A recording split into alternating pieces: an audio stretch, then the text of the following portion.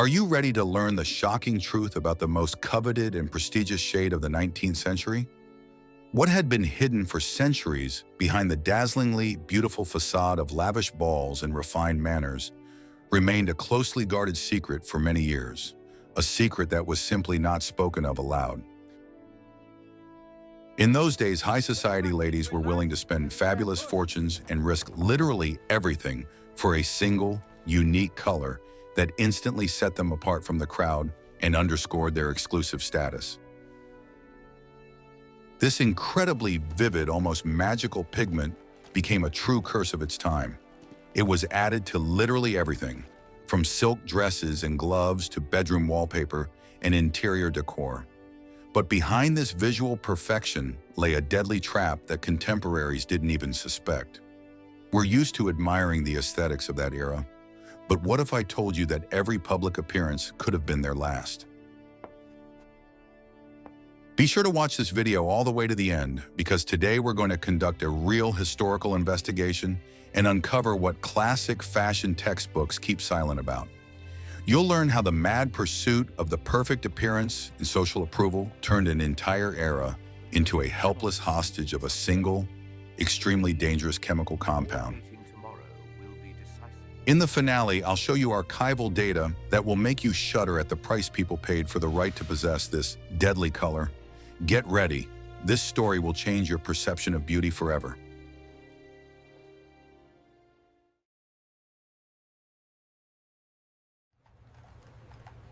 What if I told you that everything you believed was a lie?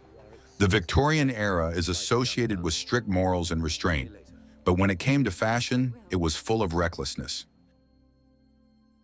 High society women were willing to make enormous sacrifices for the sake of one specific shade. This color became a symbol of absolute luxury and unattainable wealth.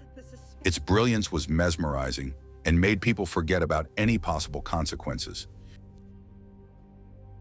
Before the advent of this pigment, it was practically impossible to achieve a rich green color in fabric. Artisans tried mixing blue and yellow dyes, but the result was always dull. Fabrics quickly faded in the sun and lost their appeal after the very first wash. The new chemical formula forever changed the game in the fashion industry. It gave the world a shade that shone even in dim evening light. The inventor of this formula, Carl Wilhelm Scheele, was originally looking for a cheap way to create a bright dye. He combined several complex chemical elements, resulting in a powder of incredible beauty. This powder possessed the amazing ability to reflect light in a unique way. It was precisely this luminosity that made it the most sought-after material for evening gowns. Ladies in such gowns literally shone in the light of gas lamps at balls. However, behind this splendor lay a dark secret of the manufacturing process. The formula was based on toxic chemicals that provided that very unmatched brightness and durability. In those days, people knew very little about the long-term effects of chemicals on the body. Therefore, the new dye was accepted with absolute enthusiasm and without a shadow of a doubt. Factories began mass-producing fabrics in this stunning emerald shade. It is fascinating to observe how fashion can blind entire generations of intelligent people. To keep up with trends, ladies ignored even the most obvious signs of declining health. They attributed their fatigue to frequent social engagements and tight corsets. The true cause of their declining strength lay hidden right within the fibers of their favorite outfits. This blindness was perpetuated by the entire industry, which reaped enormous profits from sales. Dye manufacturers carefully guarded the formula for their commercial success. They fully understood the uniqueness of their product and sought to maintain a monopoly in the market. No rumors of possible negative consequences could stop the factories from operating. Demand far exceeded supply, and prices for green fabrics continued to rise. Economic gain compelled factory owners to turn a blind eye to any doubts. This is how one of the most paradoxical fashion trends in human history took shape. The beauty of the garments literally drained the life energy of those who wore them. We'd love to hear your thoughts on this obsession with color. Please share them in the comments. Be sure to subscribe to our channel so you don't miss our new historical investigations.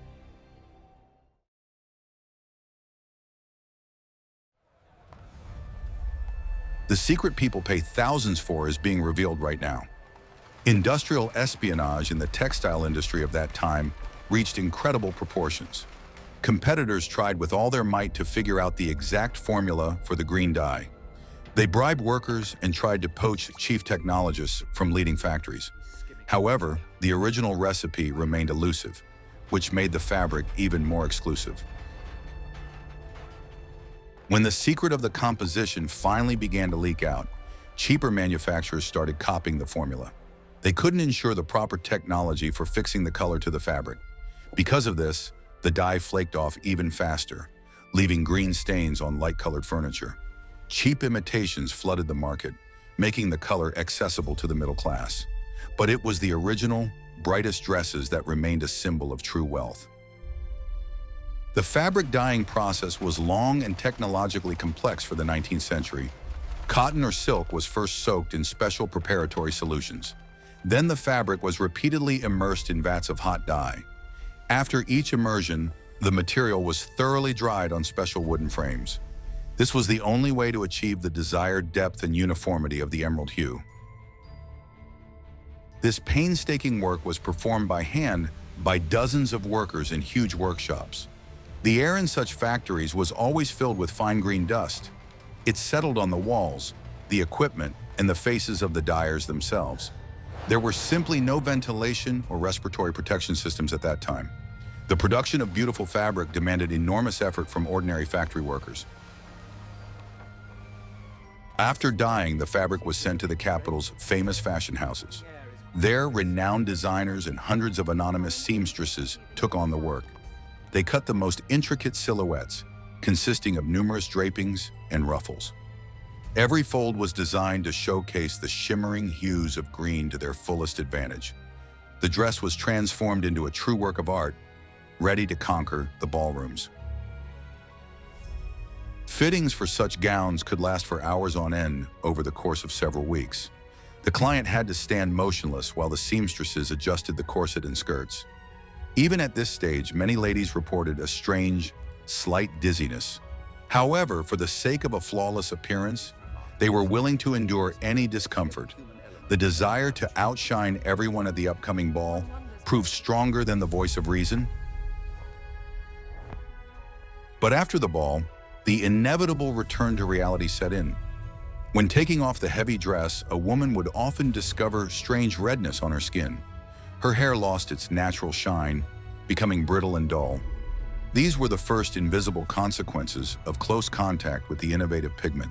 But the blame for this was placed on fatigue, the stuffy air of the ballroom, or a corset that was too tight. The beauty industry demanded sacrifices, and women willingly made them. Why do you think manufacturers hid the true composition of their dye for so long? In the next chapter, you'll learn astonishing details about how this color found its way into the most unexpected items of clothing.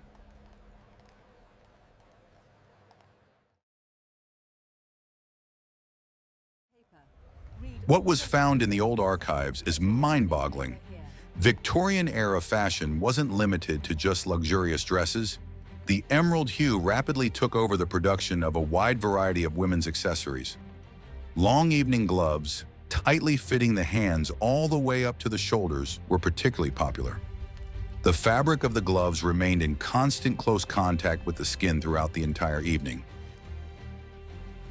An equally important accessory for a society lady was an elegant lace fan. The wooden or bone ribs of the fan were lavishly coated with fashionable green paint. With every flick, this accessory directed streams of air directly into its owner's face. Microscopic particles of dry pigment were carried along with the air. Thus, without realizing it, the lady was constantly inhaling dangerous compounds. The industry of creating artificial flowers to adorn hairstyles deserves special attention. Artisans hand-cut petals from the finest silk and dyed them a rich green color. These arrangements were woven into elaborate evening hairstyles, sitting in close proximity to the scalp. Because of this, many fashionistas began to notice severe thinning and hair loss. However, for the sake of a beautiful look, they continued to order new floral decorations. Hat makers also joined in on the general green craze. Velvet ribbons and feathers used to decorate headwear were generously soaked in dye. Wide-brimmed hats cast a shadow in which the emerald color appeared even deeper and more mysterious. Rain or fog on the streets of London caused the dye to run slightly. The humidity intensified the release of harmful fumes, enveloping the lady in an invisible toxic cloud. Shoemakers began offering their female customers elegant little shoes covered in green satin. These shoes were intended exclusively for balls and formal receptions held indoors.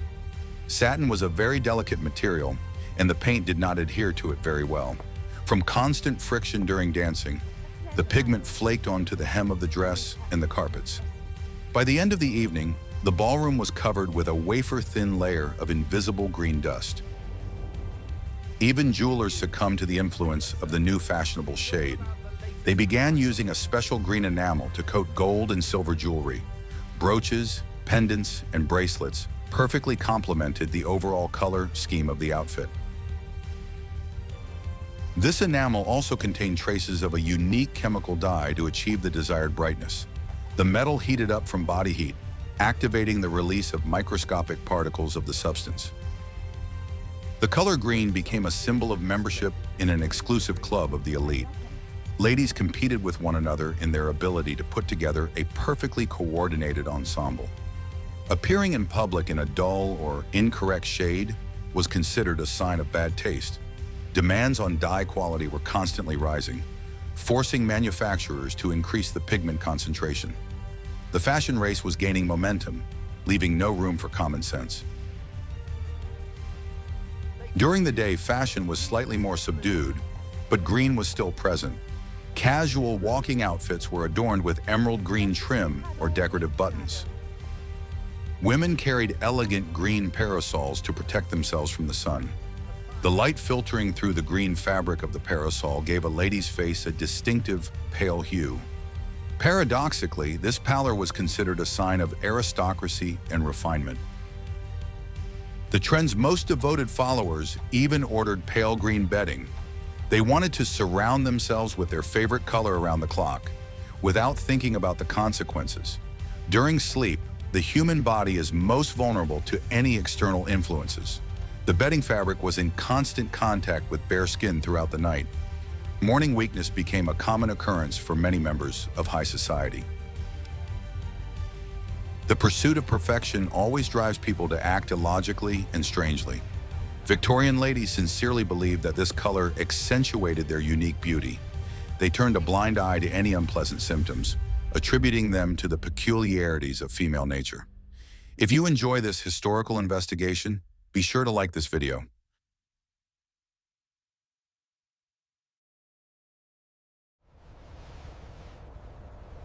The hidden truth that everyone keeps quiet about lies in the details of production.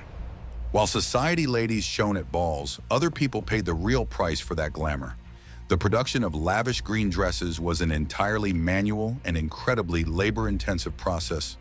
Thousands of young women worked as seamstresses in stuffy, poorly lit workshops. They were the first to bear the brunt of contact with the fashionable fabric. The workday in such workshops often lasted 14 hours straight. The seamstresses sat close together, bent over yards of emerald silk or velvet. They constantly cut, sewed, and draped the fabric, inhaling dye dust. With every snip of the scissors, a cloud of tiny green particles rose into the air. The room quickly filled with heavy, stuffy air that made their throats tickle. These girls' hands were always covered with a distinctive green film. The dye penetrated the skin so deeply that it was impossible to wash off with ordinary soap. Due to constant contact with the chemical, the skin on their fingers became dry and cracked. The girls complained of a constant feeling of tightness and severe irritation on their hands, but they couldn't stop working, as this was their only means of survival. The workshop owners paid no attention to their workers' complaints. For them, the main priority was to deliver the order to the wealthy client on time and make a substantial profit. No safety precautions were taken when working with green fabrics. The seamstresses even ate right at their workstations, unable to wash their hands. Pigment particles landed on their bread and, along with it, ended up inside their bodies. The most paradoxical thing was that the seamstresses themselves admired the beauty they created. They took pride in working with the season's most expensive and fashionable materials. The girls often secretly tried on scraps of fabric, dreaming of one day taking the place of their clients. This naive love for beauty only intensified the tragedy of their daily existence. The fashion industry mercilessly exploited their labor, taking their vitality and beauty in return. From time to time, timid reports began to appear in the newspapers about the strange ailments of factory workers. Journalists tried to link the seamstresses' declining health to new chemical dyes. However, these articles were quickly lost amid the massive advertisements for fashion stores. The industry wielded enormous influence and could easily silence any unwanted talk. The profits from selling green dresses were too great to pass up. In the workshops, high turnover became the norm, but new girls always came to replace those who left. The vast city constantly supplied a fresh workforce, ready to work for pennies. New seamstresses eagerly took up their needles, unaware of the fate of their predecessors. The wheel of fashion production spun non-stop, demanding ever-new luxurious outfits. The color green continued its triumphant march through the wardrobes of London's elite. Every era has its dark side, hidden behind the glittering facade of luxury. Could you work in such conditions for the sake of fashion? In the next chapter, you'll learn how this color took over the interiors of the most luxurious mansions of the time.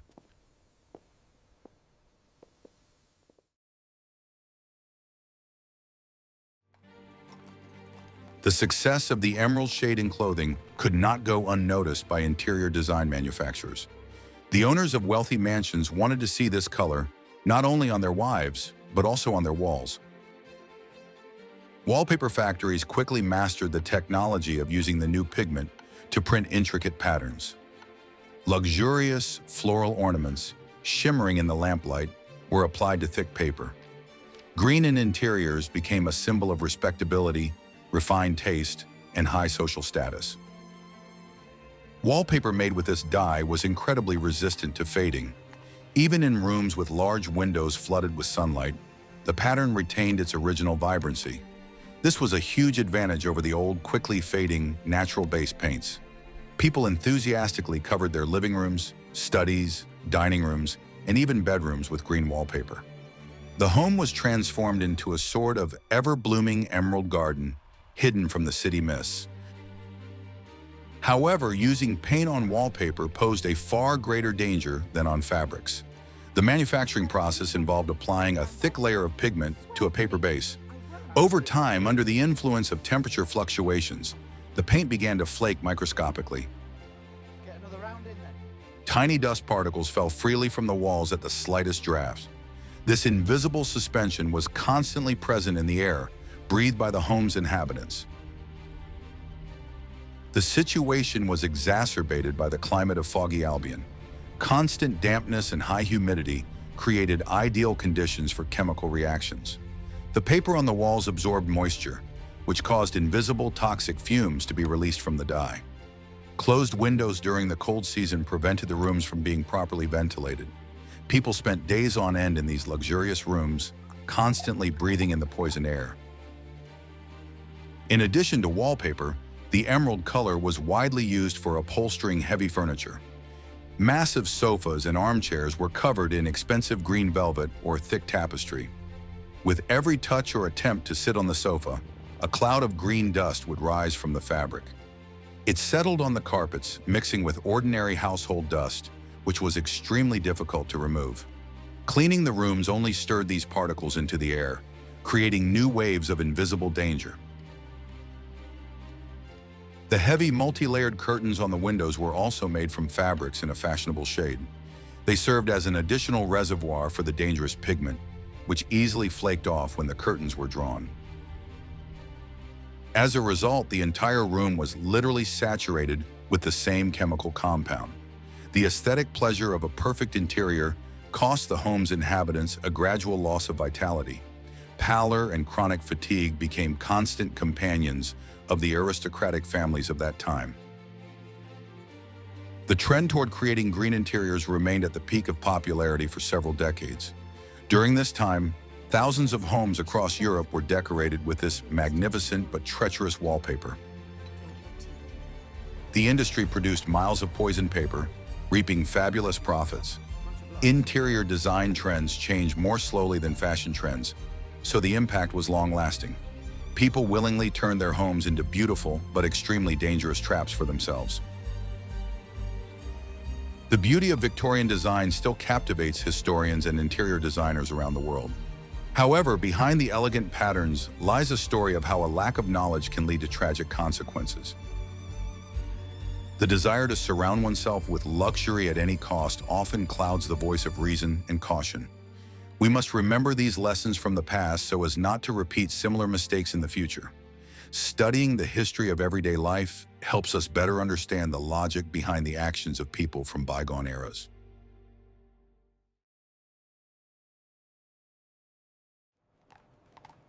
I will reveal the wallpaper manufacturer's best-kept secret. For many years, manufacturers stubbornly denied any connection between their products and people's deteriorating health.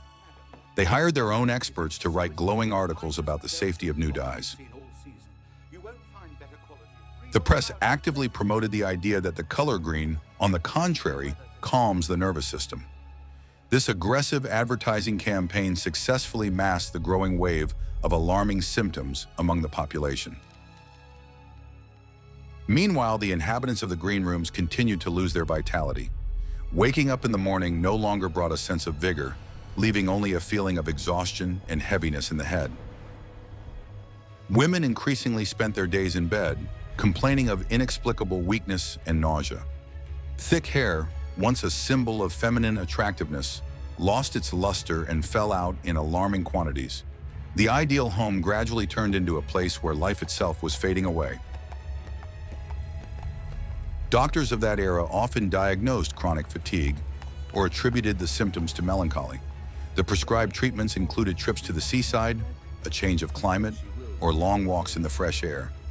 Even when some scientists began publishing the results of analyses of green fabrics and paper, few believed them.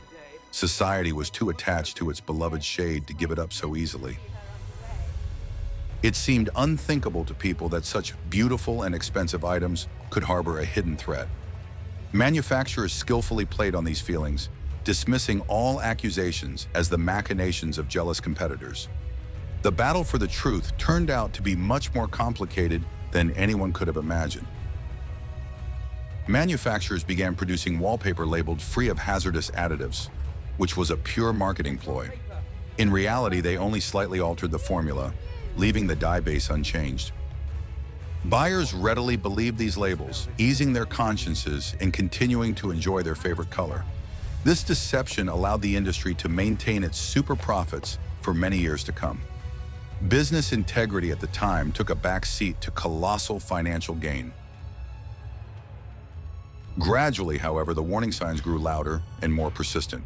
Stories began to appear in newspapers about entire families who were forced to leave their homes. Stories about how people regained their health after repapering their walls spread by word of mouth.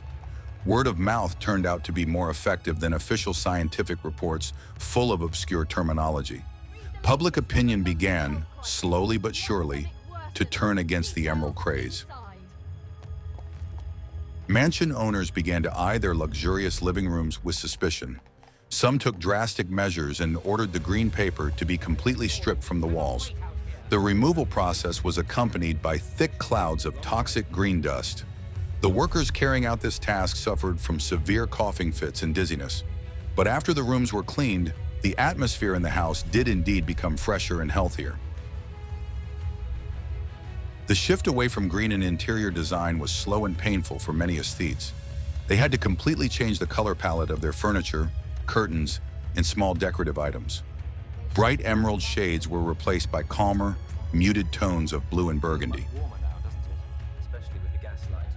Manufacturers had to hastily revamp their product lines to meet society's new, safer demands. The era of one color's absolute dominance was gradually coming to its logical conclusion. It took humanity several decades of persistent struggle to realize the scale of the problem. Would you decorate your home with such trendy wallpaper? In the next chapter, we'll discuss how doctors began to sound the alarm.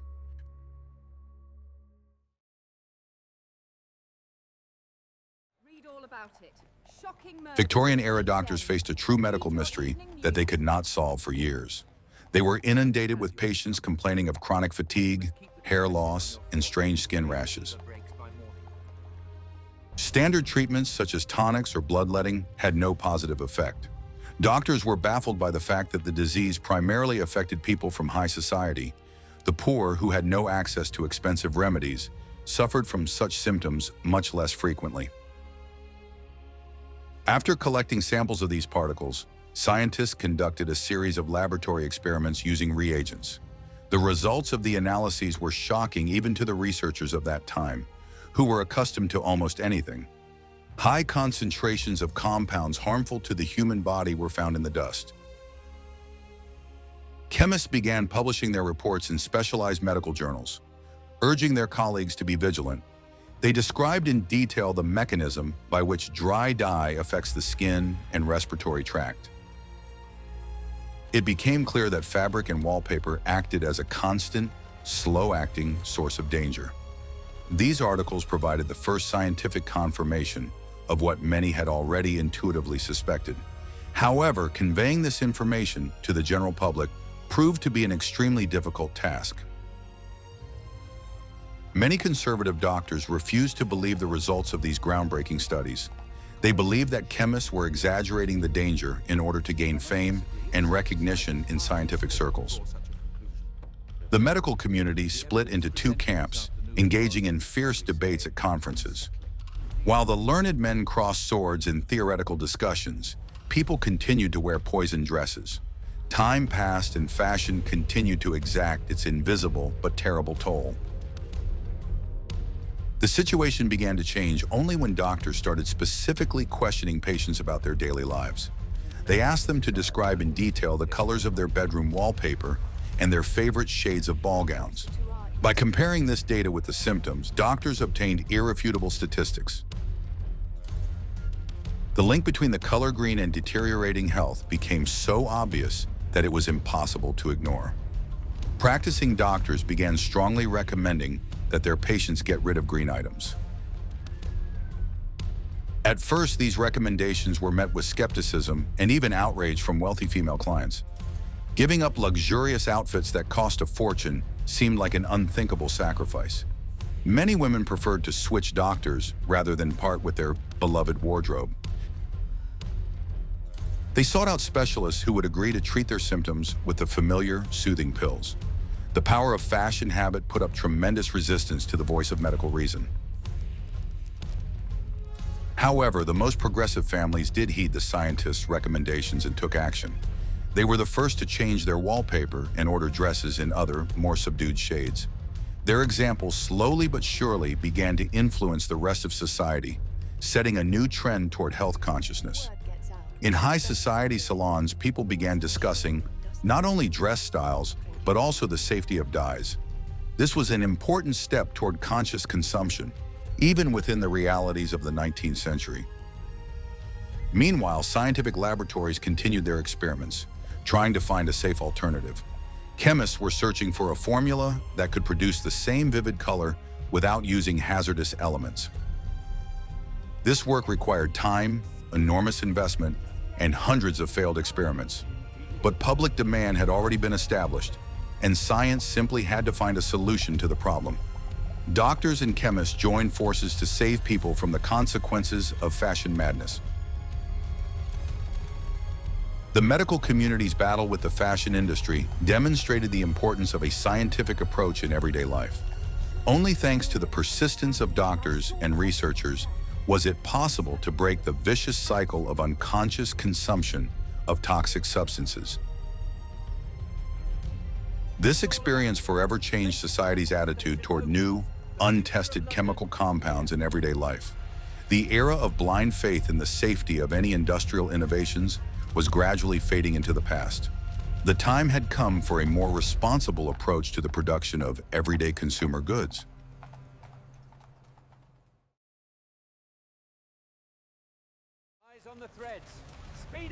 The fashion industry has always been known for its incredible flexibility and ability to adapt to any conditions. When the scientific evidence of the green dye's danger became irrefutable, manufacturers had to change tactics. They could no longer simply deny the facts, so they shifted to a strategy of downplaying the risks. Advertising brochures claimed that their new color-fixing technologies made the fabrics completely safe. Manufacturers assured consumers that the danger threatened only those who bought cheap, low-quality counterfeits. This argument proved highly successful and temporarily reassured wealthy customers. The aristocracy has always loved to emphasize its exclusivity and believe in the superiority of expensive goods. However, these measures were clearly insufficient to completely isolate the dangerous compounds. The manufacturer's main goal was not to save people, but to prevent mass scandals in the press. Interestingly, many artists and decorators of the time continued to defend their favorite color. They argued that art demands sacrifice, and it is impossible to create a masterpiece without using the finest materials. Famous painters actively used this pigment in their canvases, admiring its depth and luminosity. Paintings with bright green landscapes adorned galleries, exuding invisible fumes in closed halls. Art, like fashion, long refused to acknowledge its responsibility to viewers. Salespeople in fashion boutiques underwent special training to skillfully deflect questions from skeptical customers. They memorized phrases claiming that the improved formula completely ruled out any negative consequences. Salespeople displayed certificates from little-known chemists, supposedly confirming the product's complete harmlessness. This theater of the absurd sustained the illusion of well-being in the capital's luxurious shopping halls. Buyers were happy to be deceived, for the desire to possess a beautiful thing often outweighs logic. Stories about the health of the chemical laboratory workers themselves dealt a serious blow to the color's reputation. It turned out that even the creators of these paints suffered from constant contact with their own inventions. Scientists who spent days and nights mixing powders were rapidly losing their vitality.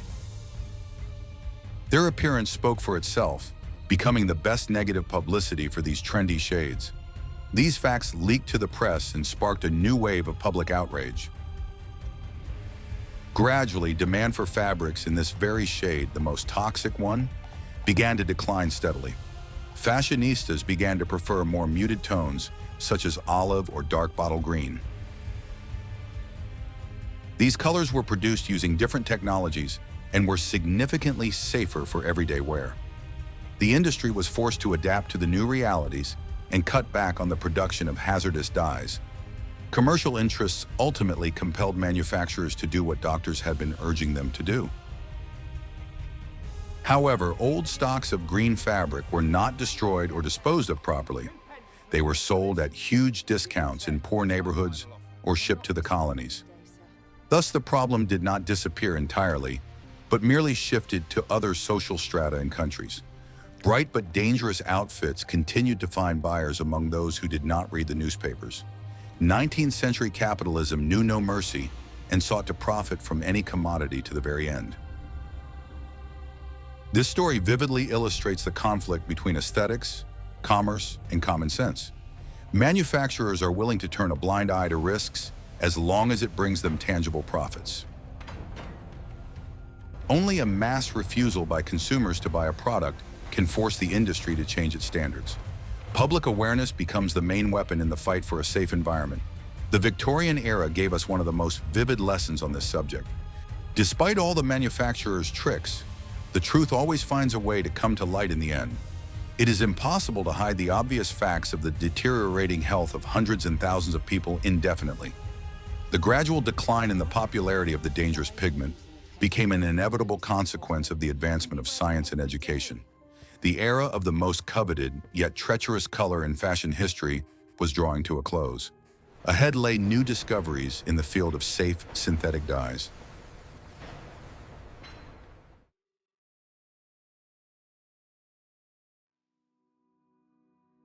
A turning point in the history of this alarming fashion trend came about thanks to the intervention of influential figures. Rumors about the dangers of fashionable wallpaper reached the royal court, causing serious concern among the royal family. Queen Victoria had always been renowned for her attentive concern for the health of her subjects and the upkeep of the palaces. Upon learning of the potential risks, she ordered a thorough inspection of all residences, Experts confirmed the doctor's fears, discovering a dangerous pigment in the decor of some rooms. The Queen's reaction was immediate and decisive, as befits a true leader of the nation. She ordered all green wallpaper in the rooms of Buckingham Palace to be stripped immediately. This step carried immense symbolic significance for all of British society at the time.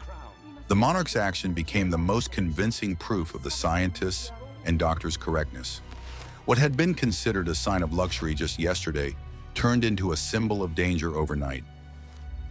News of the renovations at the Royal Palace spread like wildfire through all of London's high society salons. Aristocrats, who had always sought to emulate the royal family, began to get rid of their emerald interiors en masse. Hundreds of work crews labored around the clock, stripping the walls of luxurious mansions of the dangerous wallpaper. It marked the true end of an era in which a single color dominated the interior design of high society. Safety and health were finally valued above dubious aesthetic appeal. The changes in interiors were inevitably followed by a complete overhaul of fashionable wardrobes. Women stopped ordering dresses in that very shade, once so incredibly popular. Wearing emerald outfits to social gatherings became a sign of bad taste and ignorance. Old dresses were altered, dyed in dark tones, or simply destroyed by servants. Fashion, as is often the case, swung to the other extreme, favoring neutral and safe colors. Production of the dangerous dye began to plummet rapidly, as demand for it had virtually dried up. Factories that had recently been reaping super profits were forced to close or completely retool. Chemists received a new, no less lucrative commission to create completely safe yet vibrant alternatives. Science focused on developing aniline dyes, which brought about a true revolution in the textile industry.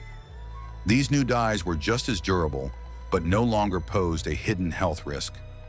The transition to new technologies was not instantaneous. It took several years of persistent research and experimentation. During this transitional period, women's clothing became more subdued in color. But this visual minimalism was offset by more intricate cuts, an abundance of lace, and elaborate embroidery. Fashion always finds a way to express people's desire for beauty, even when old tools become unavailable. The beauty industry turned this dark page of its history and moved on.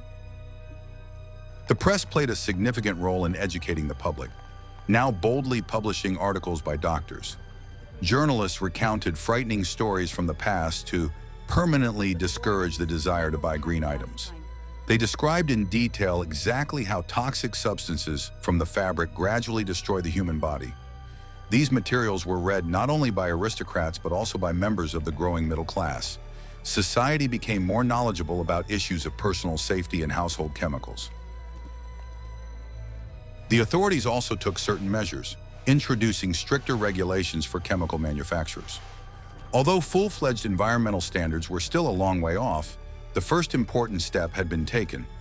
Manufacturers were required to improve working conditions for workers and provide at least some ventilation in the workshops. Fines were introduced for the use of overtly hazardous components, making their use economically unviable. The state began to recognize its responsibility for the health of its citizens amid rapid industrial growth. Women themselves began to pay much closer attention to what their clothes were made of. They started asking seamstresses questions about the origin of fabrics and the composition of dyes. This new consumer habit forced merchants to be more honest and transparent in their dealings. Women realized that their beauty should not require such terrible and senseless sacrifices. A healthy glow and thick hair came to be valued far more than the unnatural sheen of a dress. The rejection of the toxic green dye became one of the first examples of common sense triumphing over blind fashion. Society proved its ability to learn from mistakes and change habits for the sake of health.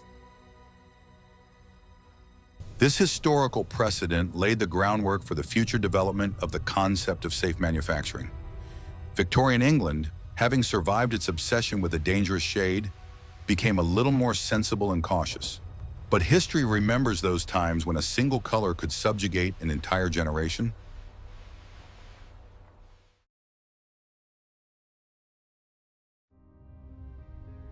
The legacy of this strange and frightening fashion trend is still preserved in museum archives around the world. Conservators working with Victorian emerald-colored dresses observe the strictest safety precautions. They put on protective gloves and masks before touching these beautiful but dangerous exhibits. The fabrics have retained their vibrancy even after more than a century, as if time has no power over this pigment. These dresses serve as silent witnesses to an era when beauty literally demanded sacrifices. Looking at these outfits behind the glass of display cases, modern people are often amazed by the quality of the dressmaker's work. Complex drapery, perfect seams, and incredible attention to detail evoke sincere admiration for the craftsmanship of people from the past. But knowing what this beauty is made of adds a slight sense of unease to the aesthetic pleasure. It is this contrast between outward splendor and inner threat that makes these exhibits particularly compelling to study. They force us to reflect on the price humanity has paid for its progress.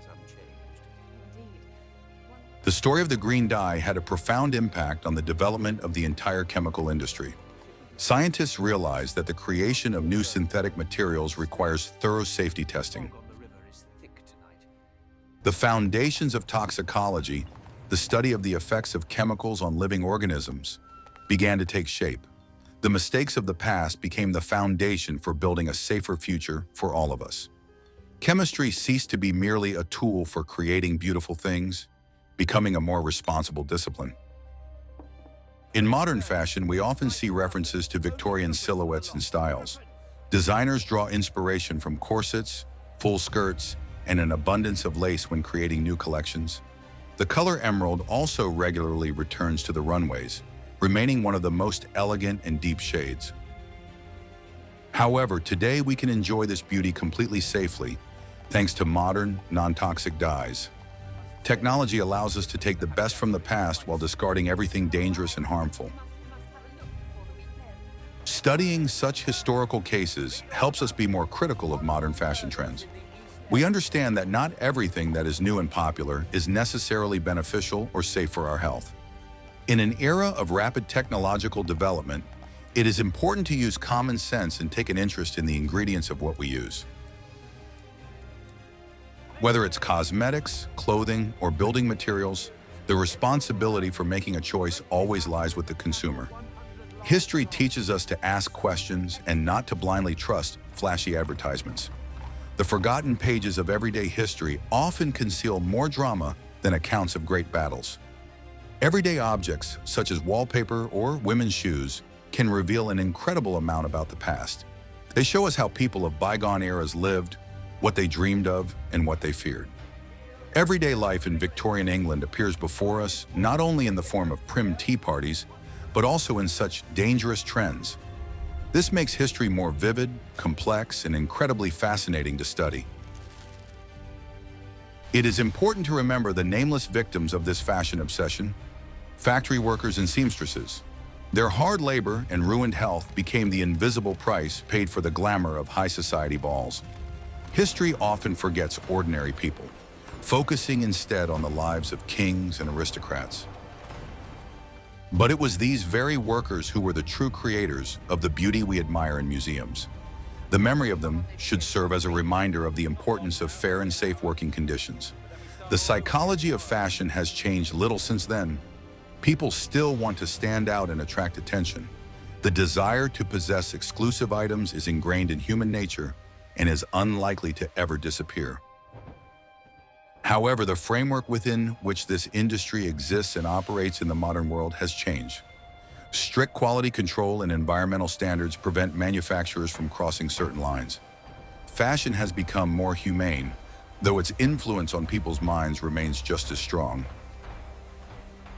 We have come a long way from toxic dresses to the concept of sustainable and eco-friendly development. Today, natural fabrics, recycled materials, and environmental consciousness are in vogue. The emerald color of the 19th century remains a vivid stain in history, a warning sign for future generations. This color is forever etched in the annals of fashion, not only as a symbol of luxury, but also as a symbol of a dangerous delusion. History has set everything in its proper place, separating true beauty from a deadly threat.